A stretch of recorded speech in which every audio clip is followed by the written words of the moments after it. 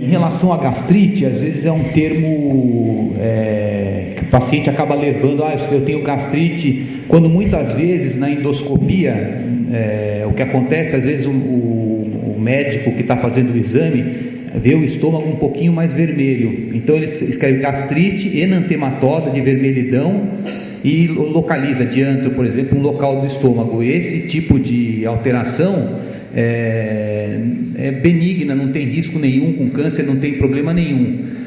A outra gastrite que tem, que é uma gastrite relacionada na biópsia com o Helicobacter pylori.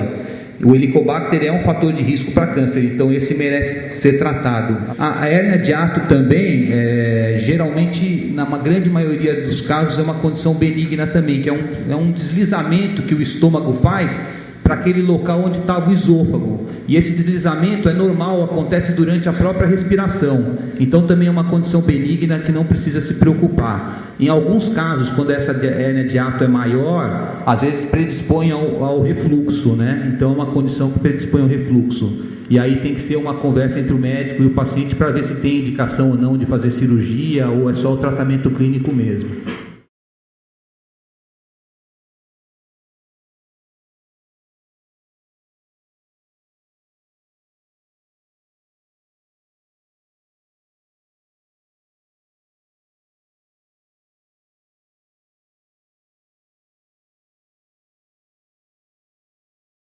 A gastrite, a doença do refluxo são doenças crônicas, geralmente, né? Como toda doença crônica, a gente geralmente não fala em cura, fala em estabilização, em controle. Então a senhora pode ter remissão dos sintomas e depois esses sintomas voltarem. Mas os sintomas da gastrite, da doença do refluxo, geralmente elas são diretamente relacionadas com o hábito de vida, né? Então, principalmente da doença do refluxo, hábitos nutricionais e que a gente chama higiênico-posturais.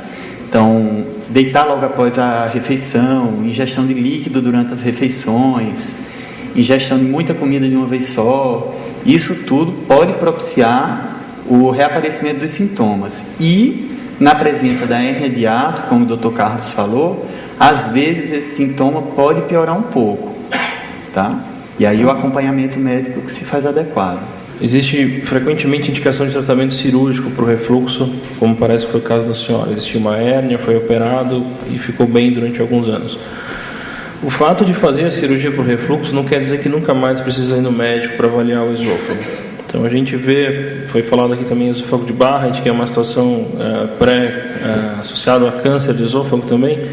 E a gente algumas vezes vê pessoas que fizeram cirurgias e simplesmente nunca mais ao longo da vida fizeram uma nova endoscopia porque se sentiam bem. Mas a gente acredita que se você tem refluxo crônico, fazendo cirurgia ou tomando remédio, é recomendável que se faça exames endoscópicos com uma certa periodicidade. Então, se a senhora fez uma cirurgia, passou 10, 12 anos muito bem e de uma hora para outra começou a sentir bastante sintomática, deve procurar um médico e fazer uma atualização dos seus exames para ter certeza que isso só realmente é o refluxo que voltou ou algo mais significativo.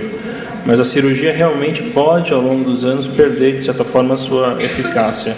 Aquela válvula que é feita, ela pode perder um pouco da sua força e acontecer uma recorrência dos sintomas. E, às vezes, vai ter que voltar a tomar remédio, vai ter que voltar a fazer acompanhamento. Mas é fundamental não deixar de fazer endoscopia periodicamente se existe um refluxo significativo.